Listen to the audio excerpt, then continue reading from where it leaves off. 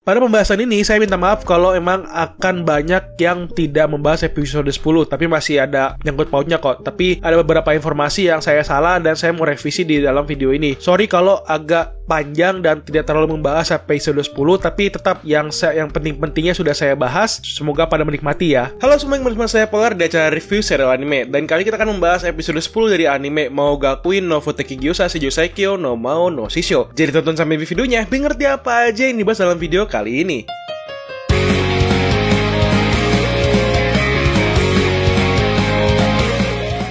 Dalam episode ini jika dilihat dari dua ceritanya, mungkin terlihat semalahan seperti pertarungan biasa antara Akademi Pahlawan dengan Akademi Iblis. Namun, jika dilihat dari awal cerita, kita seharusnya bisa melihat pola cerita mengenai Sjerga dengan Akademi Pahlawan. Terlebih lagi, ada bangsawan yang memang membenci Anos sekarang ini bisa sedikit menerima Anos ya, dikarenakan kekalahan ketika pertarungan antara Akademi Pahlawan dengan Akademi Iblis, murid-muridnya gitu lah ya. Dan yang mau saya bahas di dalam video ini mengenai Sjerga lagi dengan Akademi Pahlawan atau dunia manusia sekarang ini ya. Dan sedikit tambahan cerita mengenai bangsawan dalam episode ini. Dan terlebih lagi terhadap Eleonar yang sudah kita lihat di dalam episode ini tidak muncul, hanya muncul menampakkan diri di awal episode saja. Terlebih lagi tiba-tiba ada karakter baru di ending episode. Makanya itu sebuah hal yang sangat mencurigakan sekali. Makanya kan sesuai yang saya bilang di video sebelumnya bahwa ini cewek belum bisa dipercaya untuk sekarang ini, karena masih ada banyak rahasia yang belum terungkapkan dalam ceritanya. Dan bagaimana dengan kalian? Apakah kalian bisa melihat pola antara Sjerga dengan Akademi Pahlawan dari informasi yang sudah kita dapatkan di sini? Tulis kolom komentar ya.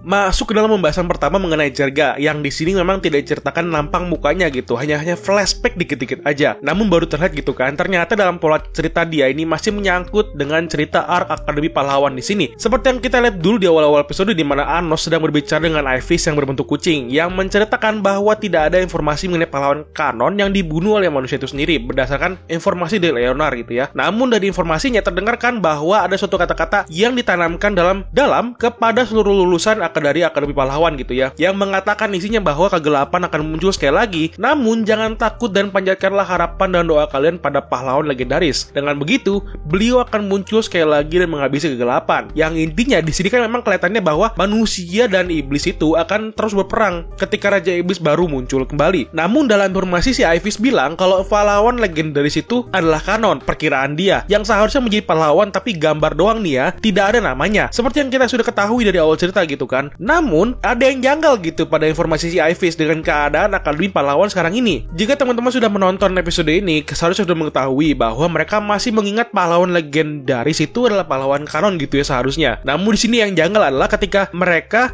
merayakan festival. Namun bukan festival kelahiran kanon, melainkan merayakan kelahiran dari pahlawan Sjerga ini dibandingkan dengan sang pahlawan yang benar-benar melawan dan membunuh Raja Iblis gitu kan. Jadi di situ sebuah kejanggalan yang saya rasakan gitu mengenai dunia manusia sekarang ini. Jadi mereka tidak memuja sang pahlawan kanon doang tuh tandanya ya kan. Mereka malah memuja si Sjerga gitu kan. Terlihat dari acara festival yang diadakan di dalam akademi, yang harusnya kan kalau emang mereka menghargai pahlawan kanon dan dirayakan kelahiran sang pahlawan kanon gitu kan harusnya. Makanya gue jadi sempat mikir, berarti akar muasal si Sjerga ini ada di daerah akademi sihir dong, dan masih berkuasa dong selama 2000 tahun lamanya. Karena seperti yang kita tahu bahwa di kata-kata ending terakhir pada saat Sjerga itu meninggal, dia akan selalu membenci dan membalaskan dendamnya pada iblis. Berarti seharusnya dia ada satu cara untuk merubah suasana di dunia manusia. Nah, karena anime ini masih menyangkut dengan akar muasal, jadi pikiran gue langsung menuju akar muasal. Oh, berarti si Sjerga ada menurut akar muasal dong, karena kan dia pasti ahli sihir kan. Jadi seharusnya bisa dong dia mengubah atau membelah akar muasal dirinya. Karena sesuai dari info yang gue dapat dari cerita novelnya, karena akar muasal si Sjerga ini beneran dipisah tuh, bener. Dan ada satu dimasukkan ke dalam Magic Sanctuary. Itu kayak tempat penyimpanan dan pertahanan sihir gitulah kayaknya ya. Jadi kayak dia tuh harusnya mempunyai kuasa dan pengaruh sihir pikiran ke semua manusia yang ada di lingkungan akademi sihir gitu dong harusnya ya. Makanya dia bisa menurunkan dan memanipulasi lingkungan manusia agar tetap bisa membenci iblis. Seharusnya begitu ya. Karena seperti yang kita tahu nih bahwa si Sjerga ini kan sangat membenci iblis sampai ke akar-akarnya. Makanya dia sampai dibantu untuk memanipulasi dunia manusia. Harusnya gitu ya. Namun jika ada teman-teman yang menonton yang merasa ada yang salah, ya silakan direvisi di kolom komentar. Dan tolong tidak perlu toksik ya. Anda malah menambah image para penikmat anime atau para wibu normal menjadi buruk. Terima kasih loh.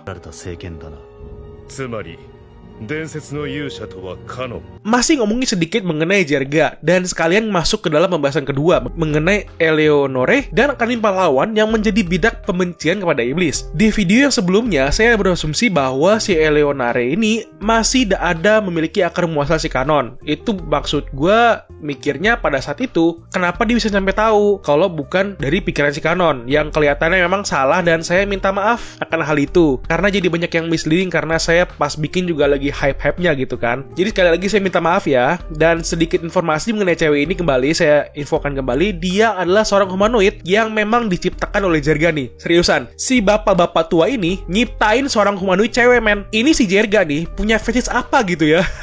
Bisa-bisanya bikin humanoid seperti ini. Dan iya, gue akuin cakep sih, seriusan. Tapi yang jadi masalah adalah ternyata salah satu akar muasal si Jerga ada di dalam tubuh si Eleonore ini. Jadi ya, secara nggak langsung ya, kita sudah melihat bapak-bapak tua berjenggot berubah menjadi perempuan.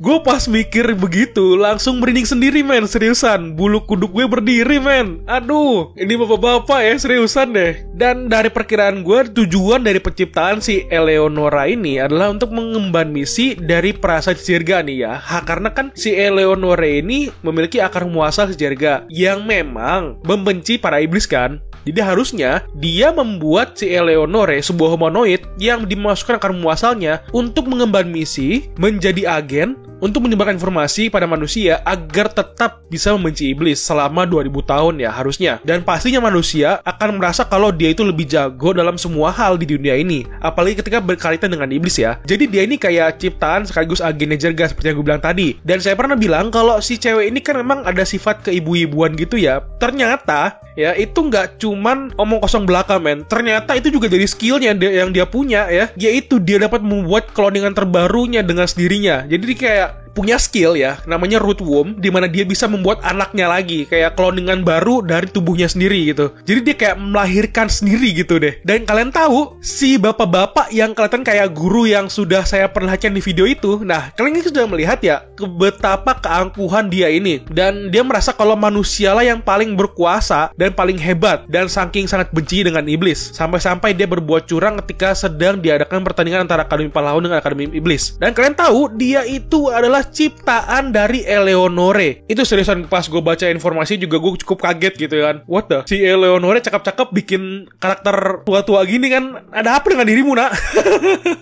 Jadi dari situ aja udah terlihat sifat yang dia miliki memang membawa sebuah mindset kepada seluruh manusia di Akademi Pahlawan bahwa manusia lebih hebat dan lebih berkuasa. Jadi sepertinya kalau dari perkiraan gue sendiri, karena pada awalnya kan si Eleonore ini adalah ciptaan Jerga yang membuat manusia itu membenci iblis. Makanya si Eleonore mungkin berpikir tidak akan bisa melakukannya sendiri dan membuat cloningannya lagi untuk menyebarkan semua kebencian kepada iblis selama 2000 tahun. Namun kelihatannya si Eleonore ini juga sudah mulai lembek juga ya. Makanya dia sepertinya tidak begitu membenci iblis lagi gitu jadinya. Karena kan kita tahu ya, pada saat si Eleonore ini ngomong sama iblis, terutama masih Anos sama si Sasha ya kemarin itu ya, dia ngomongnya beda sama manusia lain, yang dimana para manusia lain itu ketika ngomong sama iblis, mereka pasti akan merasa kayak merendahkan si iblisnya, tapi dia lain sendiri. Jadi kayak selama 2000 tahun ini dia mungkin sudah merasa lembek dan sudah hilang gitu kebenciannya. Itu perkiraan gue aja sih ya. Ya lagian logikanya aja ya, lu membenci orang nih selama 2000 tahun, nggak bosen itu, nggak sakit hati itu kan, itu maksudnya. Dan by the way, sedikit informasi mengenai cewek di ending cerita yang tiba-tiba muncul dan belum ngomong itu yang gue kasih lihat di video. Banyak orang yang merasa kalau itu tuh Eleonore. Sebenarnya bukan, men. Itu bukan Eleonore, itu lain kan. Itu malahan ciptaan dari Eleonore, karena dari bentuk badannya aja udah lain kan, lebih kurus dan lebih tepos ya. Jika kalian lihat, Eleonore lebih punya dada dan ini lebih tepos ya. Ya saya tahu Anda mengerti lah maksud saya gitu ya.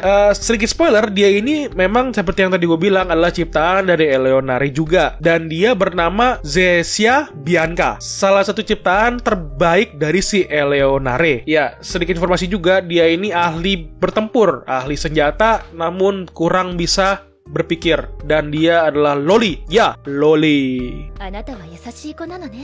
Lalu pembahasan terakhir adalah mengenai yang terjadi di Akademi Pahlawan yang menjadi main fokus cerita kita di sini, di mana ada perbedaan kekuatan antara Akademi Pahlawan dengan Akademi Iblis. Apalagi di sini terlihat kalau Iblis itu lemah banget ya dari segi sihir, di mana sangat mudah untuk diprovokasi. Ditambah lagi kan mengenai bangsawan Iblis yang memang membenci Anos ya, di mana di sini membuat gue cukup gregetan gitu pada awalnya. Ditambah pas lagi sisi pertarungan itu kan, dia terluka parah nih, dan ketika mau diobatin oleh Anos, dia malah kehempas tangan Anos. Ngebuang tangan Anos gitu lah maksudnya. Ini orang kurang ngajar juga gitu kan. Terlalu tinggi harga dirinya sebagai bangsawan, tapi kekuatannya aja nggak ada. Tapi pada akhirnya juga terlihat lega juga sih, karena dia mulai merendah dan mengerti juga dengan situasinya. Meskipun ya gitu, tidak terlalu suka lah gue melihatnya di awal-awal cerita. Tapi masalahnya, ngelihat yang ngebeginian nih, nagih gitu. Pas ngelihat bangsawan di cerita diselepet gitu, kelihatannya sudah jadi mindset gitu, enak aja. Dan bikin nagih gitu ngeliatinnya. Dan juga menurut gue yang paling seru itu adegan dimana di ending ya, di episode ini adalah ketika si Anos ya mulai mengeluarkan kekuatannya untuk membuat danau sampai kering dan muncul arena pertarungan untuk tim Akademi Iblis dan Akademi Pahlawan. Apalagi kata-kata si Anos pada saat sudah di bawah kan, disuruh turun kayak ditantang gitu kan Akademi Pahlawan sama si Anos. Itu merinding men, seriusan. Gua menyetujui komentar yang sebelum gua nonton ini pada bilang kalau itu adegannya paling seru. Itu saya setuju sekali. Di dalam episode ini mungkin saya banyak melihat kayak pertarungan dan sihir biasa gitu, tapi di endingnya diakhiri dengan sesuatu yang sangat luar biasa gitu, kayak awal dari pertempuran hebat gitu kan,